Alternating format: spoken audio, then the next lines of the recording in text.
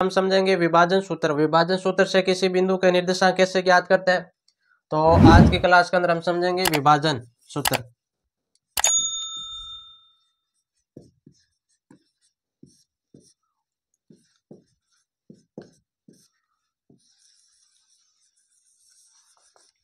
विभाजन सूत्र होता है क्या है, तो जैसे मान लो हमें यहाँ पर कोई बिंदु दे दिया ए, जिसके निर्देशांक हमें दे दिए x1, y1, x1, y1, ये हमें कोई बिंदु ए के निर्देशांक दे दिया, और यहाँ पर बिंदु दे दिया हमें कोई बी जिसके निर्देशांक दे दिए x2, y2, ये हमें दे दिया। और हमें ये बोल दिया कि जो इसको जोड़ने वाली जो रेखाखंड है ए और बी को जोड़ने वाली जो रेखाखंड है वो किस अनुपात में विभाजित करेगी, उस बिंदु के निर्देशांक ज्ञात करना है। यानी कि यहाँ पर कोई बिंदु आएगा, उस बिंदु के हमें निर्देशांक ज्ञात करना है।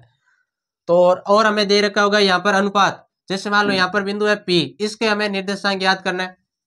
और हमें यहाँ पर दे रखा होगा ए से लेके पी तक, ये अनुपात हमें दे रखा होगा ये अनुपात हमें दे रखा होगा और पी से लेके बी तक ये अनुपात दे रखा होगा हमें हमें उस बिंदु पी के जो है उसके निर्देशांक ज्ञात करना है। उस पी के निर्देशांक हम मान लेते हैं x, y है, ये हमने मान लिया। अब हमें पी के निर्देशांक ज्ञात करना है विभाजन सूत्र से। तो हम विभाजन सूत्र से पी के निर्देशांक ज्ञात करेंगे, तो यहाँ पर पहले ज्ञात करेंगे x का।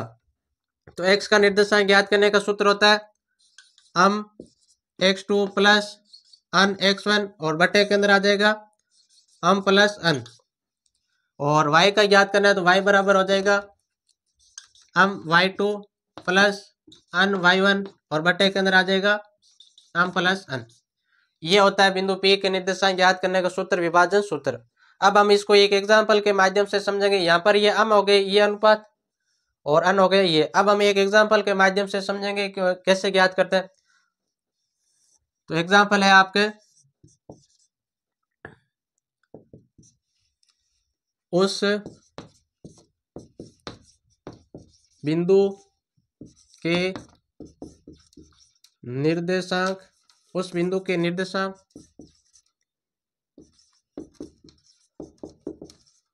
निर्देशांक ज्ञात कीजिए जो बिंदु एक तो हो गया ए, जिसके निर्देशांक हो गए आपके 4, -3। जो बिंदु ए वे बी के निर्देशांक हो गए आपके 8, 5 को जोड़ने वाली रेखाखंड को 3:1 के अनुपात में विभाजन करती है।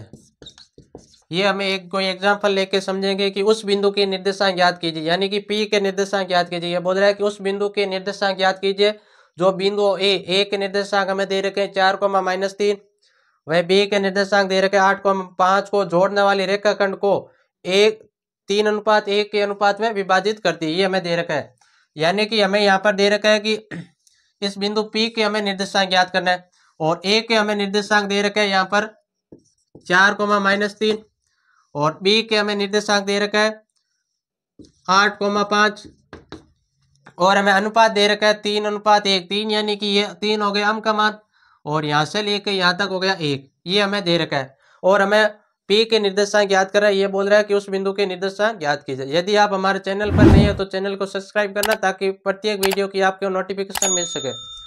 अब हम ज्ञात करते हैं इस सूत्र से। तो ये सूत्र है कि पहले हम ज्ञात करेंगे x का मान। तो x का मान ज्ञात करेंगे, तो यहाँ लिखेंगे x बराबर की जगह लिखेंगे 3, फिर इंटू का इंटू, फिर x2, तो x2 हो जाएगा आपके 8,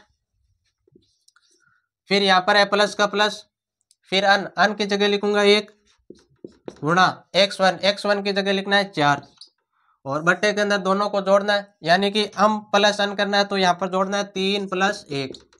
अब इसको सरल करते हैं। 8 को 3 से गुणा करूंगा तो ये हो गया 24, और ये हो गया आपके 4 को 1 से गुणा करूंगा तो प्लस के 4, बटे के अंदर 3 और 1 हो गया 4। इसको सरल करते हैं तो ये हो गया 24 और 4 हो गया 28, और 28 के अंदर भाग देना है 4, तो 28 के अंदर 4 का भाग दूंगा, 7 चौक होते हैं 28, तो x का मान आ गया आपके 7। तो यहाँ पर x का मान आ गया 7। अब हम y का मान ज्ञात करेंगे, तो y का मान ज्ञात करने का सूत्र होता है ये कि y बराबर हो जाएगा आपके हम की जगह लिखना है 3, फिर इंटू, फिर y2 हो जाएगा आपके 5, फिर प्लस का प्लस, फिर है सूत्र के अंदर अन, तो अन की जगह लिखना है 1, फिर इंटू y1 की जगह लिखना है माइनस का 3, फिर नीचे दोनों अनुपातों को जोड़ना है, तो यहाँ पर हो जाएगा 3 + 1। अब इसको सरल करते हैं, 5 को 3 से गुणा करूंगा तो 15, फिर -3 को गुणा करूंगा 1 से, तो ये हो जाएगा -3, और बटे के अंदर 3 और 1 हो गए 4, 15 में से 3 जाएगा, ये बच गया 12, 12 के अंदर 4 का भाग देना, तो ये हो जाएगा 12 के अंदर 4 का भाग दूंगा तो 3 बार, तो y का मान आ गया 3। तो इस प्रकार हमें p है जिसके निर्देशांक हमें प्राप्त हो गए 7,3। हम x वाला सूत्र लगा के x का मान ज्ञात कर लेंगे और y वाला लगा के y का मान ज्ञात कर लेंगे। इस प्रकार हम अंतः विभाजन या विभाजन सूत्र से किसी बिंदु के हम निर्देशांक ज्ञात कर सकते हैं।